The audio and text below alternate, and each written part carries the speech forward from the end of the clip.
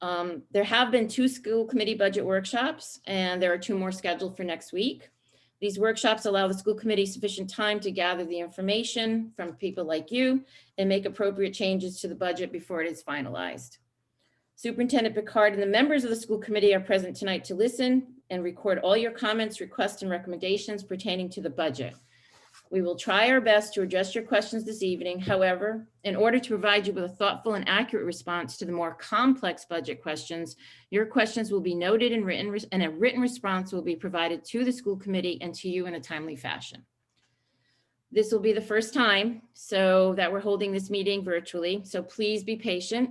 We want all voices to be heard. I will do my best to call on you in the order you raised your hand. To that end, we need to review the many ways you can raise your hand or be acknowledged to speak.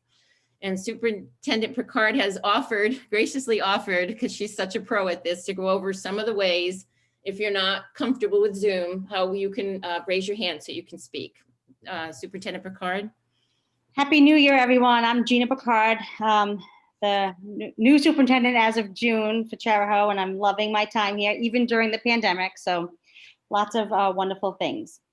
Just to go over, Zoom did have an update. So I do see a few people on phones. So we'll do that first. If you have a phone, typically the way you can raise your hand on your phone is by hitting the asterisk and the number 9 to raise your hand.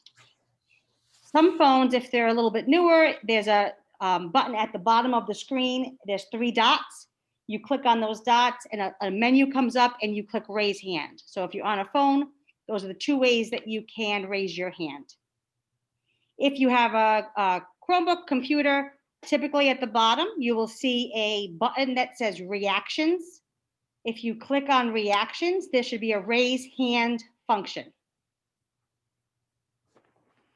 Some of the newer ones, the raise hand is simply just in your queue at the bottom right.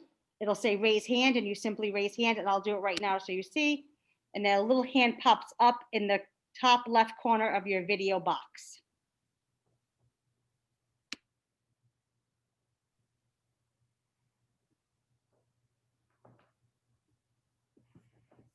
And that's Zoom in a nutshell. Thank you, Ms. Picard. Oh, sorry, there's actually one more thing. I'm sorry, I hit my mute. Okay, go ahead.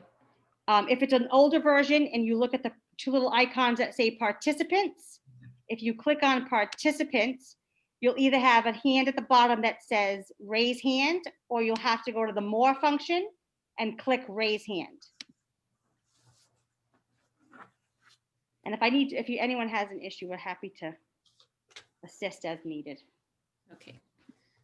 I hope that was helpful. Thank you very much, Ms. Picard. So we are going to start with Superintendent Picard and her staff to present the fiscal year 22 budget. There will be a budget presentation. Thank you. Give me one second. We're going to share the screen. Share the screen. See the presentation. It should be up in a minute.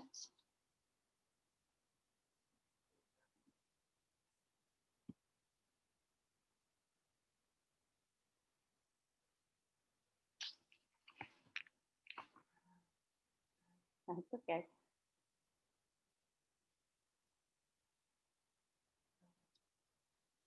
Perfect. Just a thumbs up if you can see it. Okay.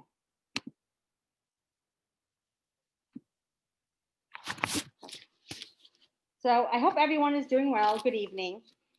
I'd like to take a moment to thank the entire Charahoe team who helped us work on the budget, the continued efforts to collaborate to ensure we present a fiscally responsible budget that serves the needs of our students, our families, and our staff, as well as our taxpayers. A special thank you to Susan Rogers, who has been a tremendous support as our new finance director, Ned Draper, and myself embark on our first budget season in Charahoe.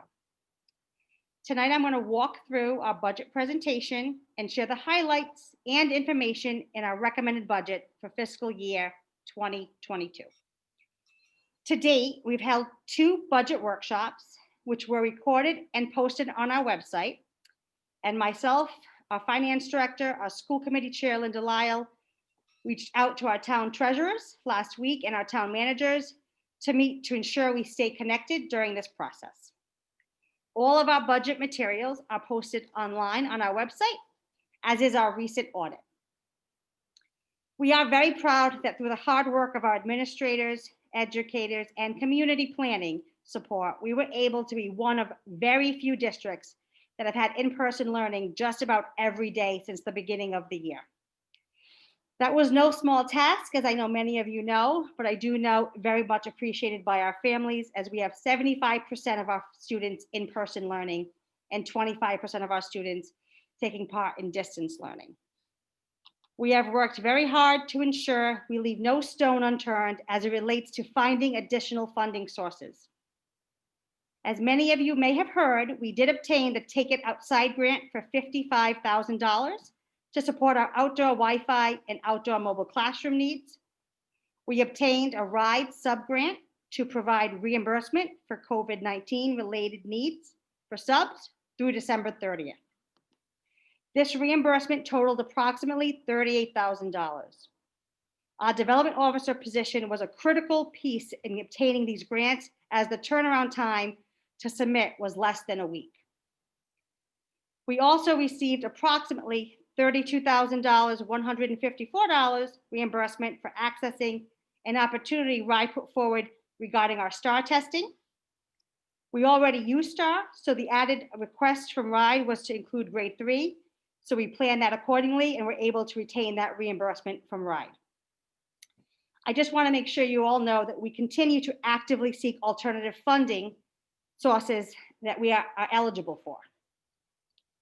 We also continue to advocate on the state level. As many of you are aware, I've written to the governor, and many of you were copied on that letter. And based on our advocacy, we were able to receive 300 HEPA filters from the state, saving our district approximately $100,000, along with advocating for revision in busing guidance that allowed us to save $170,000 that would have had to been spent on 3 additional buses, as we have new guidance and guidelines for bus capacity. As you can imagine, due to the pandemic, last year's budget, along with planning this year's budget, will not be an easy comparison, as there are factors that impact the overall spending and savings in the district. A true comparison, or a better comparison, would be 1920 budget. One example of why FY21 is not comparable would be our sub costs and our coverage pay.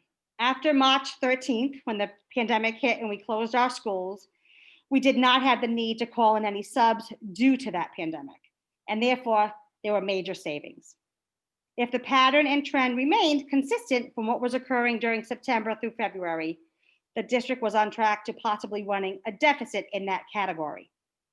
As a note, changes can still be made to this budget up until March 9th, in which time the school committee would adopt a final budget. We have 2 more budget workshops scheduled next week. So oftentimes, one of the largest questions we received is the impact, how COVID-19 has impacted our budget. As many of you already know, as you're doing it in the towns, there was a significant increase in cleaning supplies, foggers, PPE, et cetera, based on the CDC requirements to clean, especially at the high school level, where we're asked to make sure we wipe down every single desk, every single chair, every time they move classes. We also know that the HEPA filters, while we appreciated that the state picked up the cost of the HEPA filter, that the ongoing cost of the $12,000 to replace the filters that are inside. We also had to coordinate with our HVAC engineers to review our reopening readiness and make sure we were able to winterize and close windows as necessary at a cost of approximately $30,000. Our school committee also approved an employee assistance program at a cost of $7,200, which will be an ongoing cost, as it is imperative that the support of our faculty and staff and their social emotional well-being and mental health is supported. You will see a large jump in our 54,000 series for several reasons. There's an increase in technology leases. There was an increase in digital platforms needed for building out our district services. An example of that would be e-registrations, moving to online support for transportation requests, e-collect forms, student files, special education documentation. This will allow us to be able to continue with school department business, whether we are in person or working from home at any moment, and ensure that there is no time lapse in our services. We've asked for an additional part-time IT position. As you can imagine, there has been an increased level of stress on our IT department as our students, our families, our faculty, and our staff need significant support to be able to do concurrent learning, as well as be able to provide the necessary needs to fix and repair in a timely manner and to use help desk support. Our IT department has been excellent and has truly gone above and beyond to make sure that our school days and beyond run smoothly. We also needed to move pre-K through 4 1-to-1 faster than anticipated. We were previously 2-to-1 in the elementary school. We will also have a high school staff tech cycle coming up. So in the high school, you'll see an increase in their tech line because our high school staff laptops are in a cycle of ready to be reviewed. And that's why we're also looking at increases. We had to purchase Zoom account, Google Meet account in order to ensure capacity at all the schools to be able to do concurrent learning, which basically means that we're teaching students in the classroom and at home simultaneously, which then meant we needed to ensure we updated hardware, things like additional monitors, cameras, speakers, and microphones, so students at home and students in person could hear the conversation and the dialogue in the classrooms.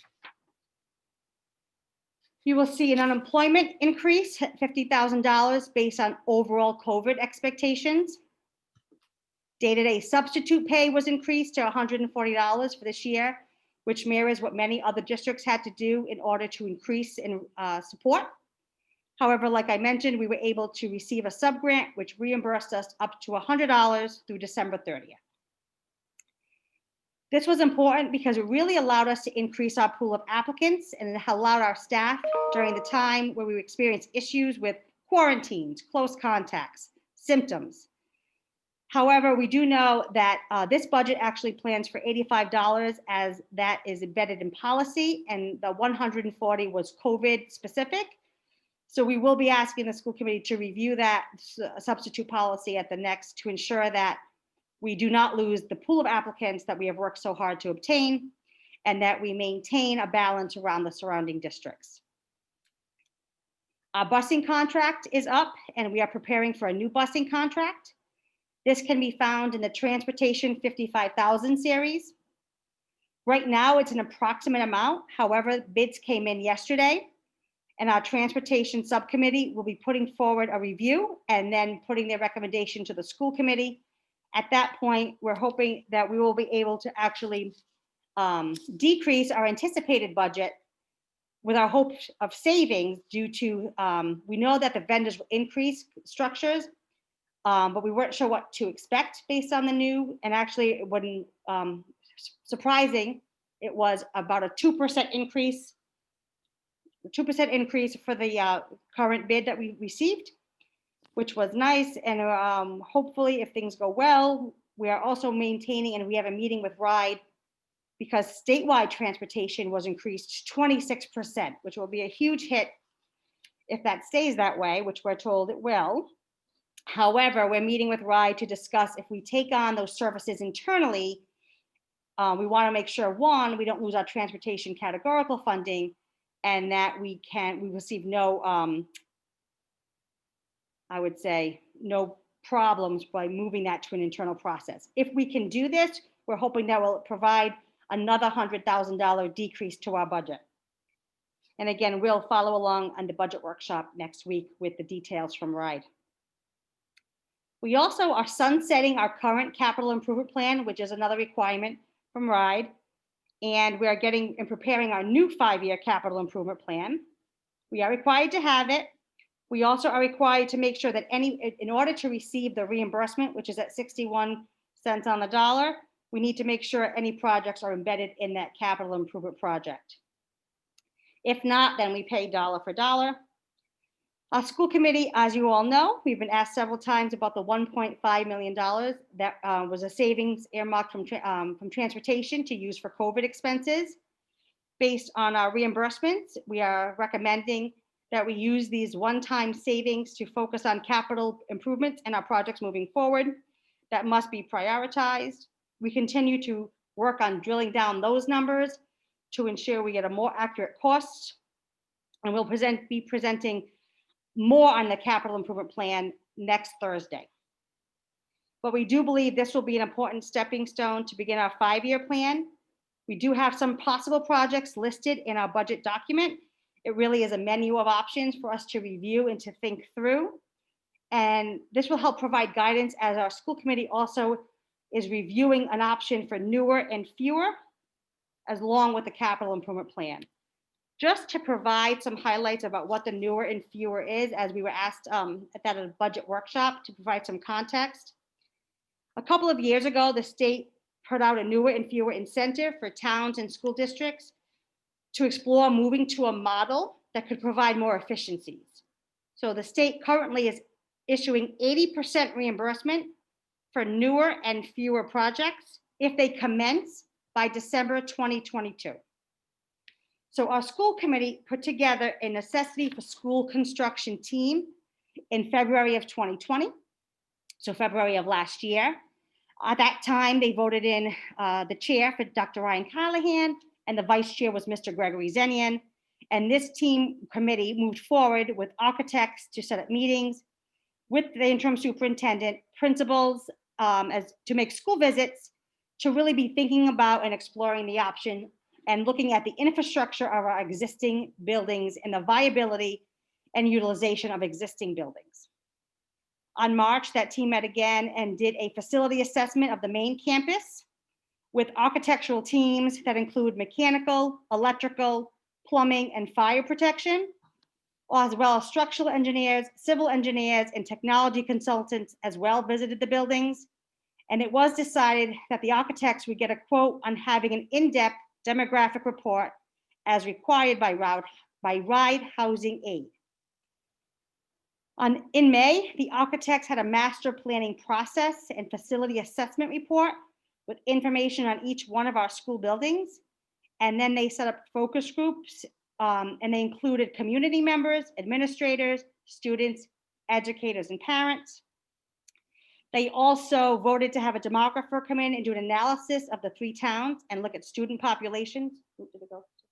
Oh, I lost something. As long as we're still up. And then in the end of May, 4 focus groups were convened and discussed learning environments, special programs, technology, safety and security, and leadership. Architects presented a vision plan, a diagram that was created by a result of this discussion with the community members, school administrators, as well as the interim superintendent. And in June, design options were presented by the architects, and an additional focus was scheduled around the high school career and tech, and design options were discussed and reviewed that needed to be included in the capital improvement plan. In July, focus groups were held up and architects set up time to meet with myself and the finance director to discuss the teaching and learning vision as it related back to our school department vision. And there was a discussion of design options in preparation to present to the school committee. In September, there was feedback from the school committee that indicated that many members had an appetite around the option to consolidate pre-K through 5. The committee reviewed possible next steps and possible locations. Currently, 3 of our 4 elementary schools are over 80 years old, and part of the Charleston Elementary School is over 50 years old.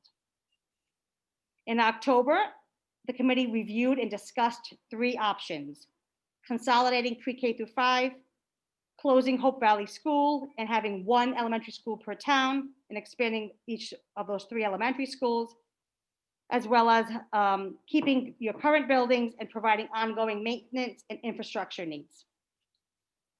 This past December, we reviewed the work, and at yesterday's meeting, the school committee had a discussion to begin to talk to the 3 town councils about the current plan to gather some consensus, as well as to discuss the options with the towns. We also have staffing changes. Our staffing is down 2.5 certified staff from what was budgeted last year. 1.6 from that comes from IDA, federal grant, and 0.9 out of the operating budget. Our current enrollment shifts of students in Charahoe, we see that Charlestown represents approximately 24.61% of our current student population, which is down about 0.21%. Richmond is at 37.76% of our current student population, which represents a 0.15% increase. And Hopkinton is at 37.63% of our current student population, or an increase of 0.06. As you know, home instruction has been impacted our enrollment as well. We do have a policy that allows our homeschool instruction students to take a course. If they choose to do that, we will get their student allocation. If they do not, we do not receive that allocation. And those numbers are dependent on October 1st enrollment.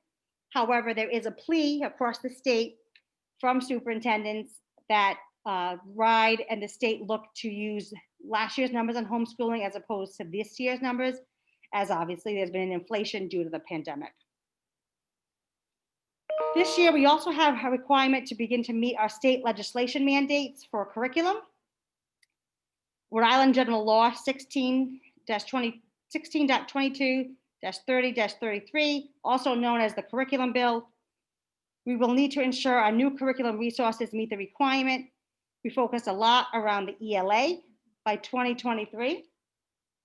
And we did that because, as many of you I'm sure have heard, our teachers are spending a lot of time curating resources.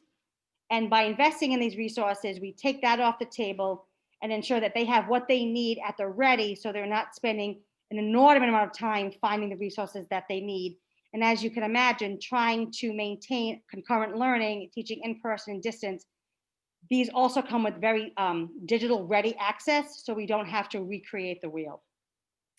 So this you'll see in our budget for about $187,000, which is a K through 12 budget item.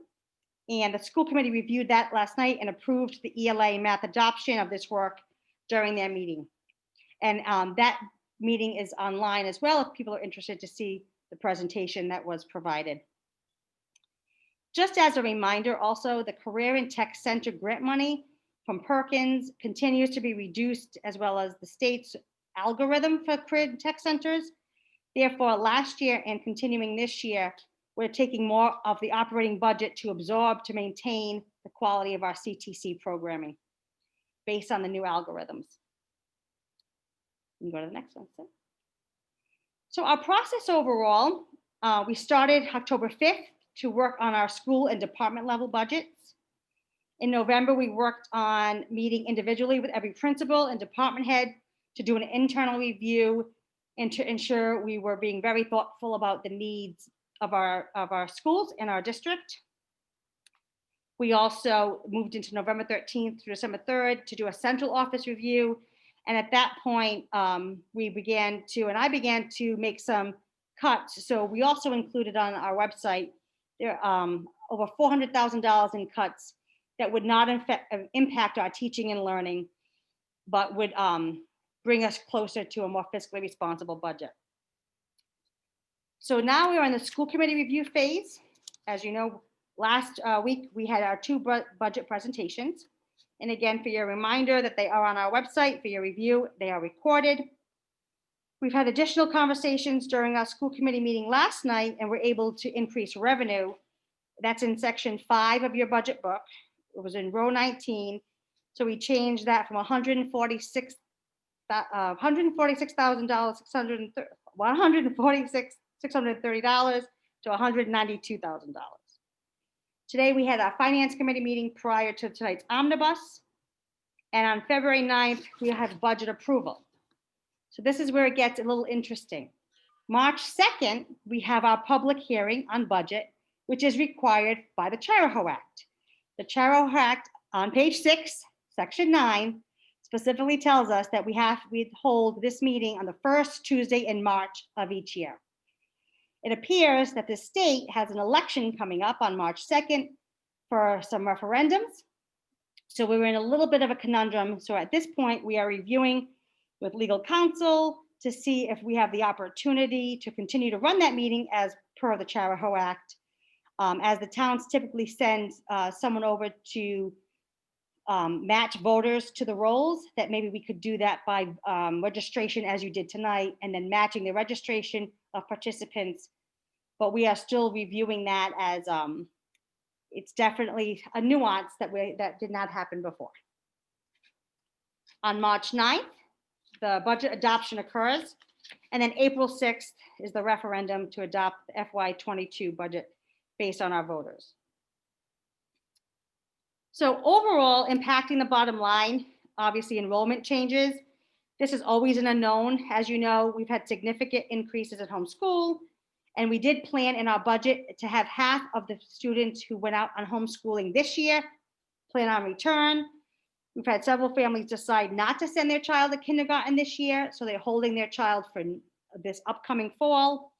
And we also know that our principals are currently working on outreach to those families to try and determine how many of them plan to return. But as you know, they could change their mind. So we have to, the enrollment can be fluctuating, but we are keeping an eye on it as we move forward. The fund balance is at $2,884,000, mostly due to less than expected FY21 expenses due to the pandemic and the move to distance learning. We also had less than expected expenses after the March 20th date. We also knew that transportation was less than expected. And right now we have the fund balance at 2.5%. And then our staffing changes, enrollment, it was expecting to increase by 2% over FY21. And this roughly evens out to the expectation of the FY20 levels, and their staffing charts are also in the budget package for you to review. So we did have some special education services increased due to required out-of-district tuitions, as well as out-of-district transportation that is required based on students' IEPs. And as you all know, we are required to follow that by law. So some of the other major factors is the categorical transportation is level funded, which I know you're very familiar with it happening every year, but our hope is that if it stays level funded and we do the service internally, we can still seek a savings. We have an anticipated 4.1 increase in healthcare. That's the best that we know at this time. Our total non-wage budget is increased $806,000, and $512,000 of that is due to transportation in anticipation of our new bus contract and out-of-district placements. Next slide, sir. I have already mentioned that I've cut the budget. So the general fund expense overall is $61,936,152.02. So that is an increase of 3.04% over the FY21 budget. If you include the capital expenses, it's $62,153,839.02, and that is a 2.60 increase. And then as you can see, the general revenue is at $6,026,552, which is a 2.5% decrease due to enrollment. And then our fund balance is we're able to maintain the 2.5%.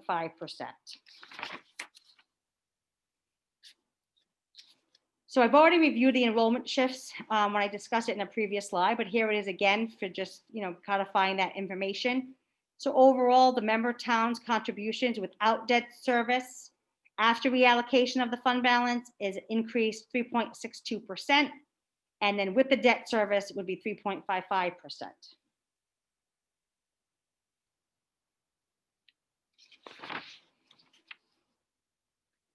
So that is the presentation for this evening. And thank you all for your time. Happy to hear your feedback.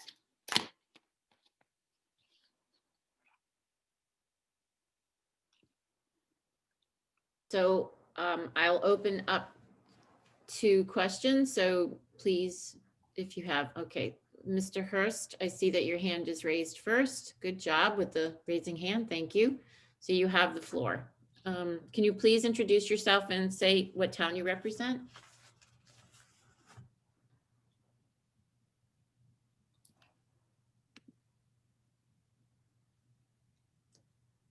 Scott needs to be unmuted. I clicked it, so now here we, Okay. if you're on a phone, Counselor Hurst, if you hit, oh, there you go. Yeah, I apologize. I didn't unmute. It's my fault. Okay, Scott thank Bill you. Hurst, member of the Hopkinton Town Council in Charahoe, 1971. First of all, I want to address the problem or perceived problem on having the referendum and the annual Charahoe district meeting. Years ago, there was a presidential primary on the same day as the Charahoe Financial District meeting, and they were both pulled off on the same day. So I would suggest you review that situation, and it could provide the answer for you as far as that problem. But it has been handled in the past. And the best thing to do is talk to your local bloods or canvassers. I know Lisa Cook Martin was our town clerk when that happened. I remember, if I remember correctly, I don't think it was Jerry Aldrich at the time, but that's an answer for you on that issue. My issue has been in the district, and I know not everybody agrees with this. I like to have and look at an outside management study that will look on a lot of elements of the Charahoe budget, staffing and other elements for some guidance. Even with an outside management study, the Charahoe School Committee ultimately has control over the budget, and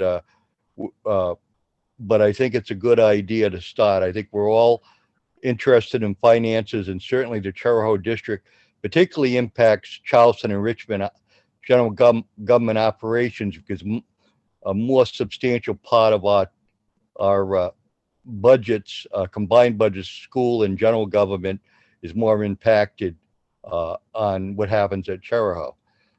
So I just put that out as a concern. Also, I might raise my hand again, but anyways, I did send you as a courtesy of the issues I wanted to discuss.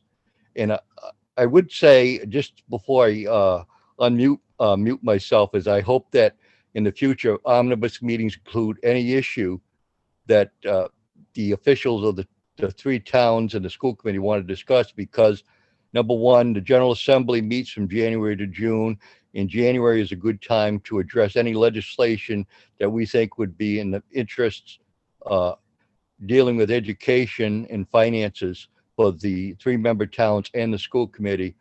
And just as a suggestion, because I am concerned about that feature being taken away, unlike past omnibus meetings. But I do hope that whether you agree with me or not, I did give you a solution as far as the conundrum, I guess you would say, that you might feel with having the omnibus meeting. I mean, not the omnibus meeting, the regular Charahoe School District meeting on the same night as a primary election, because it's not a primary election, but a referendum election, because it's already been dead.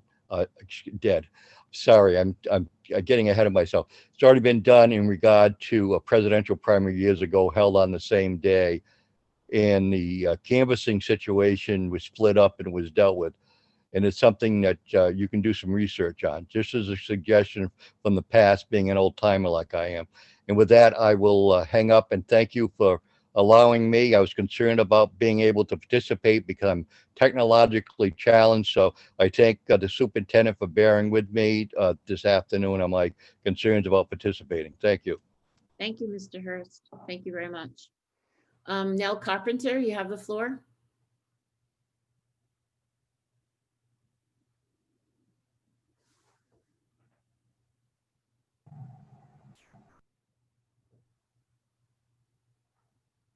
Where'd she go?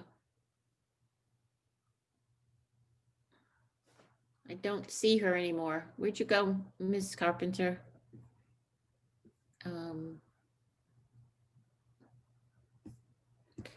I can move on to the next person and come back to. Oh, I'm sorry. I'm sorry, there you Madam are. Chair. Okay, thank you. I Now I see. apologize. That's I was okay. trying- It's I fine. was We're all trying- learning, so that's fine. I was trying to unmute myself and it wasn't allowing me to, so I apologize for No, that. thank you very much. Thank you, Madam Chairwoman, Superintendent Picard, and the members of the school committee. Nell Carpenter of Richmond, and I would like to invite our finance director from the town of Richmond, Ms. Laura Kenyon, to speak on behalf of the town, if that's appropriate, if I may. Yes, that's fine. Thank you. Thank you. Laura, you around? Can you unmute, please? I'm unmuted, I believe. Yes, you are. You have the floor, Laura. Good evening. First of all, I want to thank the school committee and the staff at Charahoe for such a wonderful job on the budget. And I also want to voice that the online recordings of the meetings have helped me immensely understand the budget and what your goals and aspirations are. And with that, I want to say that I have no major objection to this budget as it's being proposed. However, I would like to recommend that some adjustments be made to this budget to try to keep it down to the 2%, which is a customary raising of the operating budget. And honestly, I can give you a few recommendations. You do not have to take these recommendations, but I'm looking for the budget to come down at least 600,000. I'm hoping for a little bit more. So my recommendations, I had originally thought that I would ask for the 46,000 that you have already put back into the budget for the income on the tuitions. Thank you very much for that. On the revenue side, however, I would also like to increase the contribution from the fund balance and bring it down to the 2% level. That would bring the towns back $270,000. The reason I recommend that is I believe you will probably have a surplus in the current fiscal year, and that the 2% level for this year to help us out would be greatly appreciated. Secondly, I would like the contribution for the capital, which is set in the operating budget for the current year of around $217,000, be brought to a zero funding from the towns. And my recommendation there is that you have between 1.4 and $2 million already reserved for capital projects. And knowing that some of those projects can be postponed, or they might go into the newer and fewer, that we don't need to put any additional funding into capital projects above the reserve that is already there. I was also going to suggest that you postpone the ELA curriculum for $187,000. However, I know that it was approved last night's meeting. I listened to this school committee meeting this afternoon before this. And so I would ask that you actually find that $187,000 someplace else in the budget. I hear transportation has some adjustments and maybe some other places. So those are my three recommendations for cuts that would bring the budget back down to a 2% increase. And the town, I know Richmond would greatly appreciate that. Thank you. Thank you, Laura. Thank you. Next person in queue is Brian Patrick Kennedy, and then Brian Russo, you're next. Okay. So, Mr. Kennedy, you have the Yes, floor. good evening. It's Representative Brian Kennedy here. Couple of quick things. The Governor Raimondo, as we all know, is going to be leaving to go to Washington, assuming that she gets approved for her new position. She had requested additional time to prepare the budget because of the fact that General Assembly finally got around in December to adopting the current FY21 budget. With that said, there is going to be a new governor coming on board in the form of Dan McKee. I'm going to assume he's going to ask for additional time as well in order to do the budget.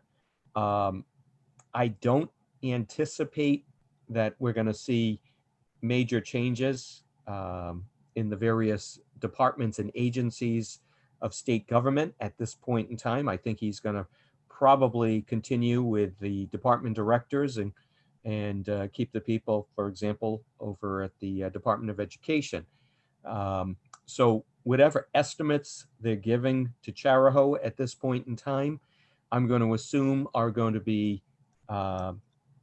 decent estimates until we can actually get a budget in a clearer format that we can all take a look at and review. That being said, I would expect, where we may run into another situation this year where we might have to go past June and into the summer months because of the fact that COVID is going to continue to be a major problem for us even meeting. At the present time, the House, for example, is only meeting on Tuesdays, and we did not have a session this week. We do anticipate meeting next week. Committees have not been assigned. Committee chairs have not been assigned. So there's a lot of flux at the present time on the House side. Senate may be a little bit further ahead of us in that regard. But as always, I will be interested to follow the budget here. And Superintendent Picard, I was listening to you speak about the busing contract. So are you looking to have the district take over providing its own busing and buying the buses and things such as that? Because as you know, I've been the go-to person in the House as far as to make sure that we get our share of the categorical regional transportation money, since that was something that I first brought forth and have to be made part of the budget process. Chair, may I respond? Yes, please. Representative, thank you so much. I actually heard wonderful things about your support of the transportation. So we're not looking to purchase our own buses. What we're looking to do is take on the statewide transportation. So this way, Ocean State would, for example, right now they're providing, we were able to do that this year in a couple of circumstances and be able to have some savings there. But by doing this right now, the state unfortunately found several hiccups at the beginning of this year trying to take on. Their contract ended, and therefore we saw huge increases to that budget expense. And what we've been reaching out to other districts who have done this, and what we're hearing and what we've already seen, basically talking to Ocean State, if we take on internally that transportation for those students, that we would see a savings. Okay. The other thing, I know a couple of years ago when we were seeing the cost of diesel, since so many of these buses run on diesel, and that ended up being an extra cost to the district, but cost of diesel has come way, way down. And but I'm assuming that in order to keep social distancing for students, you may have to run additional buses and things like that, which is added to the cost, which I'm hoping will also mean that when we go back and look at the whole categorical regional transportation cost, that we can address that issue with the state. That would be great. Okay, thank you. Thank you, Representative Kennedy. Brian, could you introduce yourself and speak? You have the floor. Good evening, everyone. This is Brian Rosso, Finance Director of Hopkinton. I just wanted to start by taking my hat off to Superintendent Picard and Finance Director Ned Draper. You guys have done an excellent job. I know how challenging it is being familiar with budgeting. It can be very challenging to predict the future, let alone when we have a pandemic going on. So I think you guys are doing a great job. I'd like to say that I support Laura Kenyon on some of her recommendations. I've worked closely with her over the past week or so. I think the fund balance 2% is a great suggestion. The CIP, I think the $1.5 million, which essentially came from fund balance, should be sufficient to get quite a lot of projects done this year or upcoming year. We talked earlier in the finance committee meeting, realistically, how many projects are we going to get done in one fiscal year? So, $2.5 million budget is quite a bit of money. I know there's a lot of needs there, but I think that there can be some projects pushed out to next year or potentially taken out. I also thought that it'd be important maybe for everybody's benefit to explain the $4.2 million surplus in FY20 on the operating budget. That amount, I've spent a lot of time talking with Ned, so I have a pretty good understanding of what happened, but I don't think a lot of people do. So I think that's something that's worth maybe taking a few minutes to explain how that was handled. And I understand like 1.5 million came from the busing, and COVID caused some underruns as well. But it seems, you see that big number, 4.2 million. I think a lot of people are curious as to where that money was allocated to. I also thought a couple line items that I would suggest that the school committee to look at quickly. Without going and taking too much time, maybe after the meeting or at your next meeting, you could take a look at. I put together a little spreadsheet for the council members just to do some analysis on previous budgets to actuals. And a couple line items like row 1433, benefit health, it's titled. In FY19, we underran it by 78,000, FY20 by 1.2 million.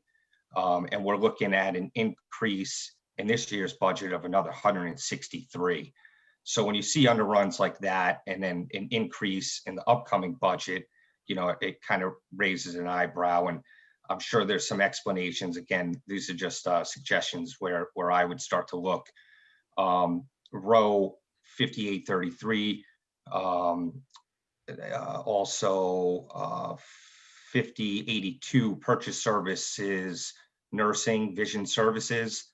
It looks like in FY19 there was $102,000 underrun, and then we had in FY20 $139,000 underrun. Again, we're underrunning it this year. I know we still have 6 months left in the fiscal year, but another increase in the FY22 budget of 56,000. A couple other items, just two more I think that were worth looking at. Row 3266, benefit pension certified. FY19 there was an $81,000 underrun. FY20 about 29,000, and this year it looks like we're severely underrunning by 2.9 million. So I'm not sure, that could be a timing situation. I'm sure Ned could explain that. But again, that budget line item's going up another 147,000 FY22. So when you see these consistent underruns year in and year out, and then the budget continues to climb, that's usually something I look for in our municipal budget to really start analyzing and see if there's some room to tighten up that budget. The last item would be 4266 benefit, which is the FICA. That was underrun by 110,000 in FY19, 32,000 in FY20, and we're currently under by 1.4 million in FY21, and that item is again increased in FY22 by 90,000. So just a couple things to look at, just from a distance when I'm analyzing this budget. And I'm sure there's others if you take a look. But I agree with Laura. The 2% is something that's palatable for the town. 3.5% it's just too much for Hopkinton. We have our own needs. I understand COVID has created a lot of challenges for the school district, but the town, we have 5 unions that are all up for new contracts in FY22. We have debt services that and all sorts of obligations of our own, let alone capital improvements within the town that need to be done. So, I think you guys are doing a great job. Again, it's a very challenging thing to do, create these budgets, especially in the current climate. But just consider our needs as well, and that, we don't want to ask our taxpayers for a 4% increase again. It's just not something the council is going to support. I think they'll speak more to it. But that's all for now. The last thing I wanted to mention was if you guys could provide a little more detail on the revenue side, I think that would be helpful. There's no budget to actuals in the summary report. It just shows the budget line item. I'm sorry, the budgeted amount. It doesn't show what was actually received in the previous fiscal years. So I think a little more detail on the revenue side would be helpful for my analysis, I know for sure. But that's all I had for you guys today. Again, I appreciate all the hard work that's gone into this. And thanks again. Brian, I'm sure Ned took all these notes down, but if you could include these in an email to him, then he would get back to you he'd get back to you in a written format Sure. with those answers. Thank you. And then also, Ned, did you want to speak to the concern question that Brian had about, what was it, Brian? I'm sorry, I tried to write it down. Well, I think Ned and I had some good conversations about the fund balance from FY21. Okay. And I'm sure the other items might be a little more, might need a little more research. Sure. and probably in-depth explanation. So we don't need to get into that tonight, but I think certainly for the benefit of the town councils and everybody else in attendance, I think an explanation on the $4.2 million surplus and how that was handled might be a good conversation. Okay. Thank you, Brian. Ned, would you address that, please? Sure, glad to. Thank you.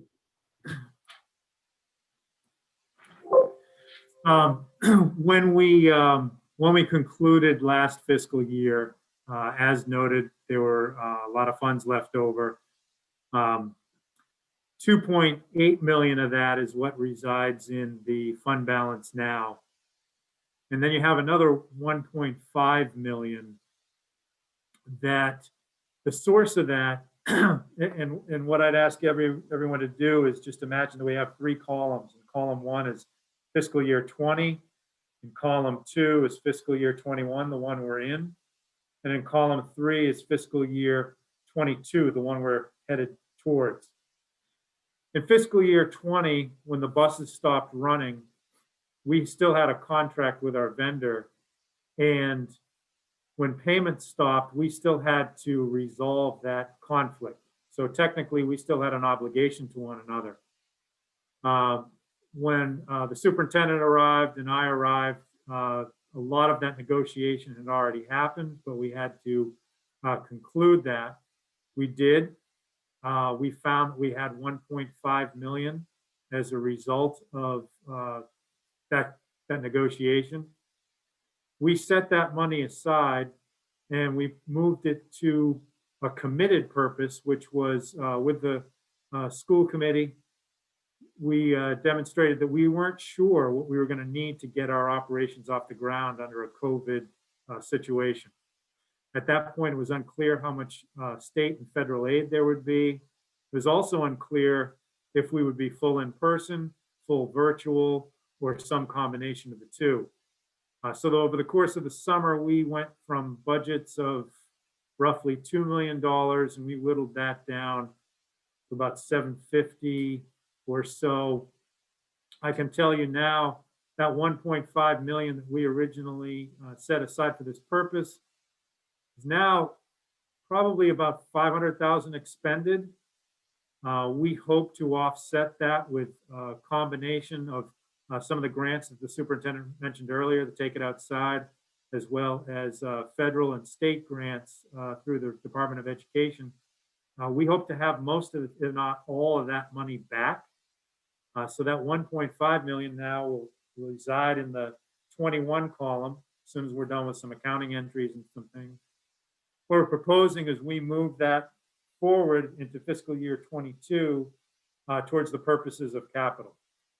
We do know from the research we've done with RGB and the preliminary plan we have together, we have at least $2 to $3 million in obligations of our capital needs for the next 5 years.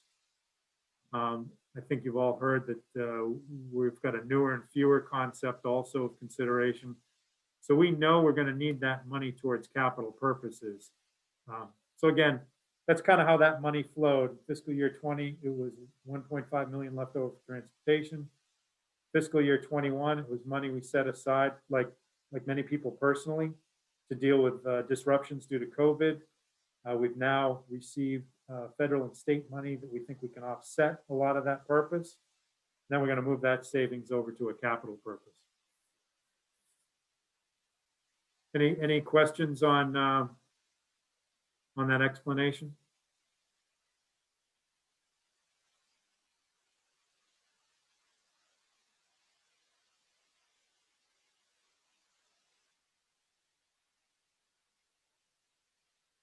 Okay. Ned, just a quick question on that. So if the $500,000 has been recouped or will be recouped, if there is additional funds like the COVID relief fund to the tune of, $1 million, 1.2 million, something along those lines, what does the district plan on doing with those funds? Would that be returned to fund balance? Is it going to be reappropriated towards capital improvements in the future? What are the plans for those corona relief funds when received?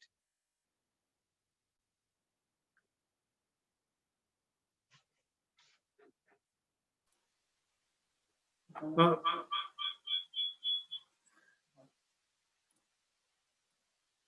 coordinating our speakers. So one of the things with the ESSER funds is they require us to meet federal regulations. So there's some things that are included like supplement versus supplant. So if we have to meet some of those regulations, that means the window we could spend it on would be fairly narrow. But things I can think of that we've already talked about are that new curriculum. If we can focus that money on the digital aspects of that new curriculum or some other things that are in our operating budget, then we would have an opportunity. However, if the federal restrictions are things like infrastructure or a continuation of the take it outside, and we realize we just don't have an expansion of some of that work, then we'd have to reassess what we could do with it. I don't know that it would return much to fund balance because they're going to have specific purposes they're going to make us follow. Thank you, Mr. Draper. So next person in the queue is, looks like it's a person's on the phone, 1-401-527-4041. You have the floor. Could you please introduce yourself and unmute?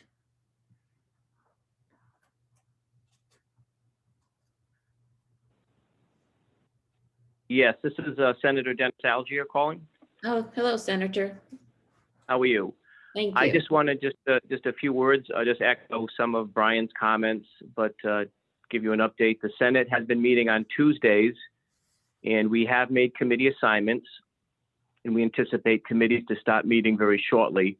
Most of the meetings will be held remotely, and I don't anticipate us getting into the State House anytime soon. We are meeting remotely off campus, off the State House campus. I agree with Brian's comments that we're probably looking at delaying or moving the schedule a bit back or ahead, actually, for the governor, so they can put together their budget because of the COVID setbacks that we have. But one thing I do want to point out that it looks like it's going to be a pretty difficult budget. We're looking at a significant deficit as a result of many things that have happened over the past year. But it's something we're going to have to tackle. And I will make myself available, as I have in the past, to work with the district and the communities on helping the school department and district getting the funds that are necessary to operate. We've been successful in the past with the categorical transportation aid. I think, again, we might have to deal with that if Brian's on the line. But I'm around if you need me. You know how to get a hold of me. If you see something or hear something, you know, it's best that we know soon than later. So just keep your eyes and ears open and let us know if you see something coming down the pike that will, you know, hurt your budget. But it's going to be a difficult budget. Thank you, sir. Thank you for contributing. Have a good night. Sharon, Ms. Davis, you're up next, and then Nell Carpenter, and then Barbara. I saw your hand, so you'll be up next. Thank you. Thank you for waiting. Ms. Thank you. Davis, you're up. I'm Sharon Davis, Vice President of the Hopkinton Town Council. I did submit savings recommendations or suggestions to the school committee, totaling about $618,000. And then in addition, I support reducing the fund balance down to 2%, and that would bring it up another, I thought, another 300,000. So I'm talking about $900,000 worth of savings.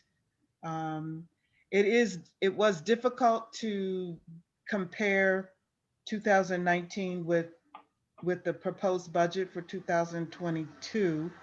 But I still think that there's room for savings. And I know, Gina, you asked what was my rationale? And as I said, it was difficult. And I think all of the school committee members have a copy of what I suggested. I just think that if we haven't spent that kind of money in the past, we shouldn't spend it now. Maybe we should really think about it. I did not touch salaries, if you know. I only looked at purchase services and beyond. I did not touch salaries. And I'd be happy to answer any questions. And I would appreciate any consideration of my suggestions. Thank you. Thank you very much, Ms. Davis. Thank you. We did receive your suggestions by email. Thank you very much. Ms. Carpenter, and then Barbara, you're next. So Ms. Carpenter, you have the floor. Thank you, Madam Chair. Can you hear me? Am I unmuted? Yes. Yes. Thank you. If I could direct your attention to page 25, please, of the 40. And that is under, sorry, it is under the fourth section that I received, page 25 of 40.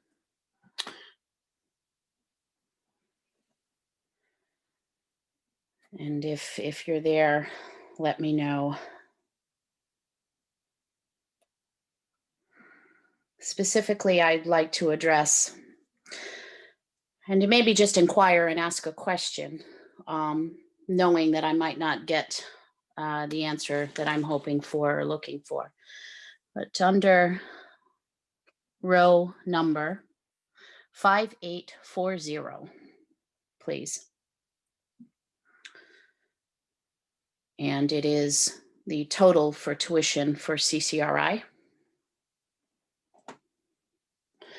My first question is to have an explanation for that. I think I know what it is, but I'd like an explanation, please, for what that consists of. And what my thought is that this is, the term was accelerated when I was in high school. I don't know if that's the term that's used now, but for accelerated students, they're receiving or they're attending CCRI some way, somehow, and obtaining college credit for that while attending the high school. Is that a correct assessment of what that consists of, or am I off the mark on that? Ms. Picard, yes, please, could you answer that? Do you have it, Ed? Oh, Nat has that one? We have to make sure the speakers. Oh, okay, sorry. So that is correct. It's concurrent enrollment, dual enrollment, so that underclassmen are taking classes at CCRI and we are responsible to pay tuition. I know sometimes the question comes in as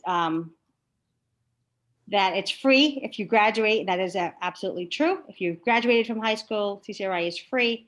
If you have not graduated from high school, we incur that cost. And you are exactly, you have said exactly what I was wanting to refer to. And that is that through CCRI, if you've graduated the Rhode Island Promise program, free for graduates, I'm at a loss as to why municipalities, districts rather, are being punished, economically punished in a sense for having these accelerated students participate in this program. It is a state subsidized program. And I mean, again, this is something you probably can't address, but maybe that's something worth looking into, because it's, if I bring my finger all the way over to the right, it's $51,838. So if, I mean, it's unfortunate if they wait a little while till they graduate, they can go for free. But if they're exceptional students now, we have to pay for it. And I don't think that's fair. And I know that's not, again, that's probably an argument for a different day, but, or for someone to represent us with that argument. But I just wanted to bring that up. Thank you, Ms. Carpenter. Thank you. Barbara Capalpo, I'm probably saying your name wrong. Sorry, Barbara. You have the floor.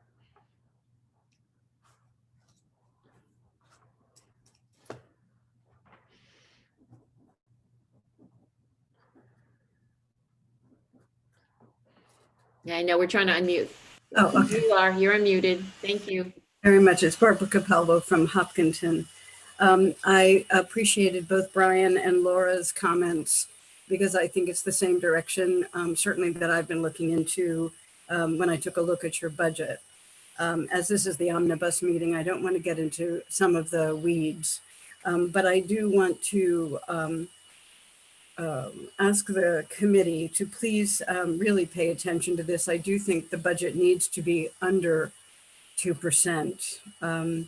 Over the last 3 years, the budget raise has been in 2018, 2.08, 19 was 0.93, 20 was 1.48, and 21 is proposed at 3.15. I do think you need to be under 2%. The final impact at this point for Hopkinton is 3.58%, or an additional basically over $500,000, which gives us less than 0.42% for the rest of our adult citizens and all of our municipal employees. And I'm sure Richmond is pretty much in the same boat because we need to stay under the 4% statewide budget cap.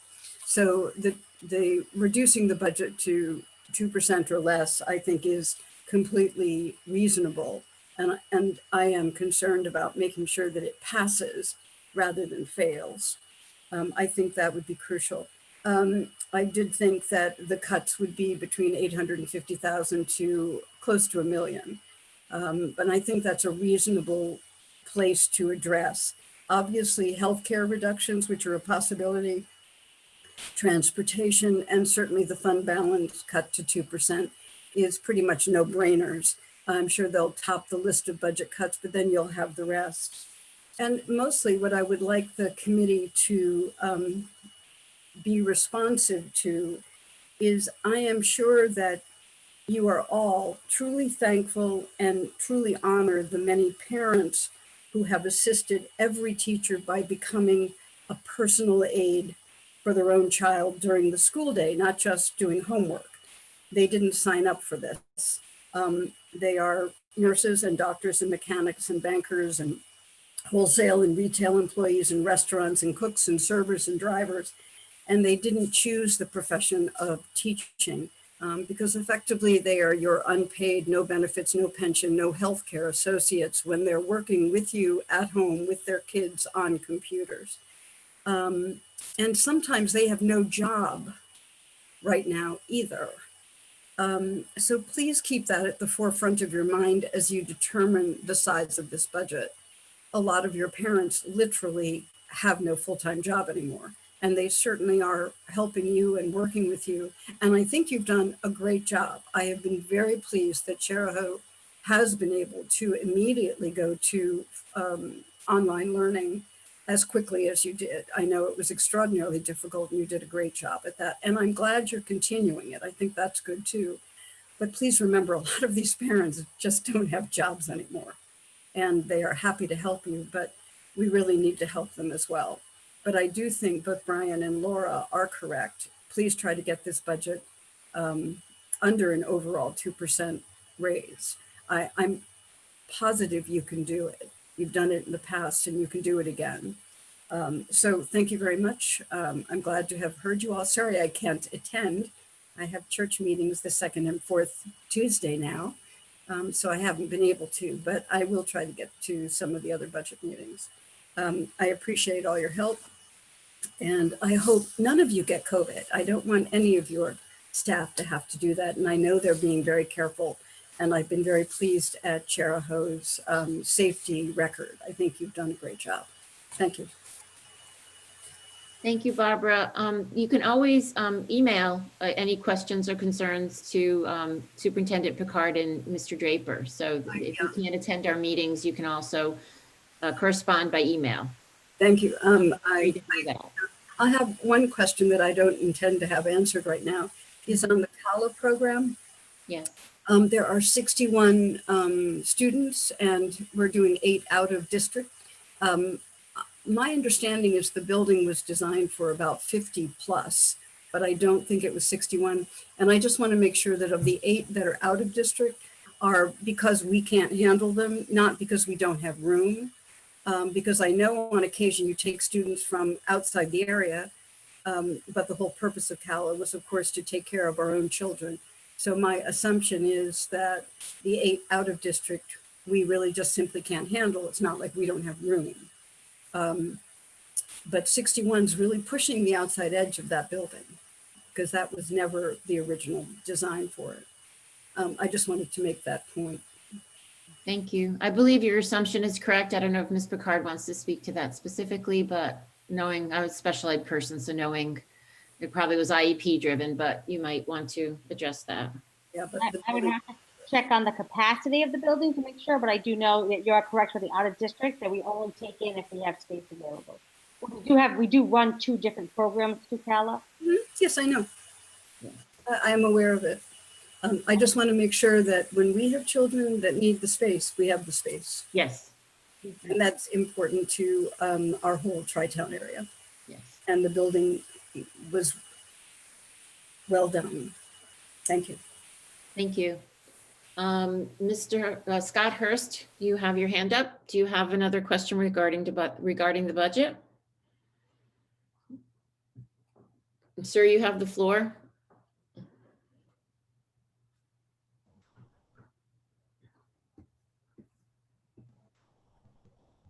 Yes, Scott Bill Hurst again. I would just like to say in response to the superintendent and this program about funding the program on the CCRI, what I'd like to suggest is, I know the legislature introducing new legislation is usually in March, but any of this type of stuff or issues, please come up with something, circulate it with the town councils and the school committee, and maybe we can take a stand on it and have a unified front on that. I think it's important for all concerned to do that, and also to try to enlist the Rhode Island League of Cities and Towns and the Rhode Island Association of School Committees and the Superintendent's Association or any other group, so we can resolve some of these issues.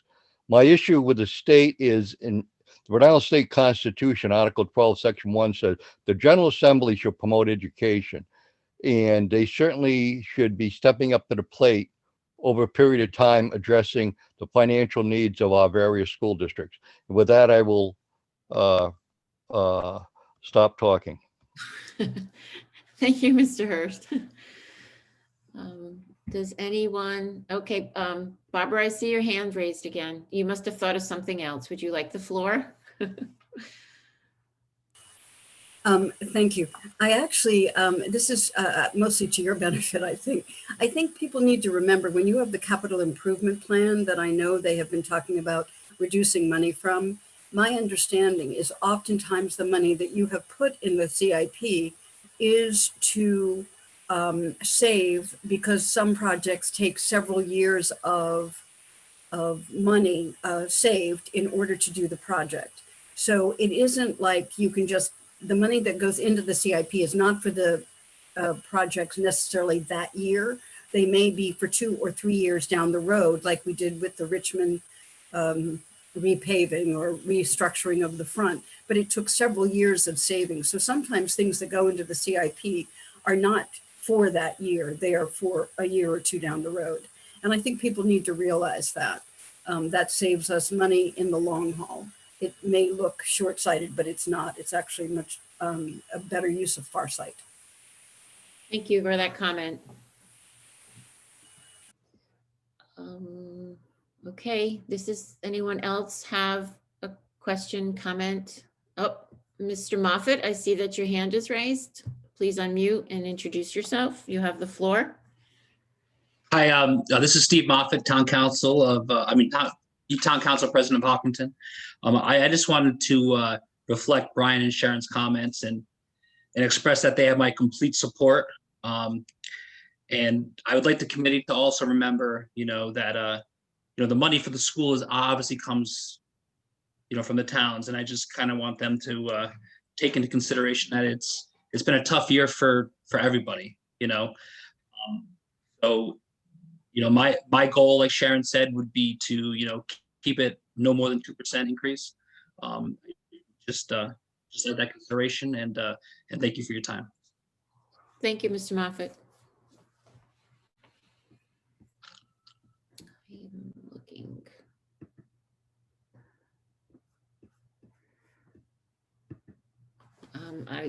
Would anyone else care to speak at this point? It seems like everyone who has wanted to speak has spoken. Any members of the committee want to make, giving them an opportunity, school committee? No? Okay, well, I guess I'll entertain a motion to adjourn. Yes, Donna? Oh, right, okay, so, okay, Ryan and then Donna. Ryan, you have your hand up, so I guess.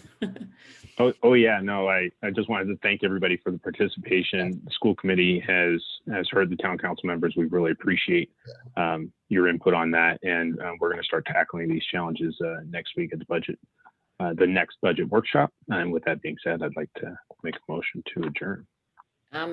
Ryan, just as you were speaking, Nell Carpenter put her hand up. I'm sorry. I withdraw my motion. Thank you. Could you just hold that for a second? And thank you for that comment. Yes, we are going to be working hard next week on all your suggestions and comments. Ms. Carpenter, you have the floor.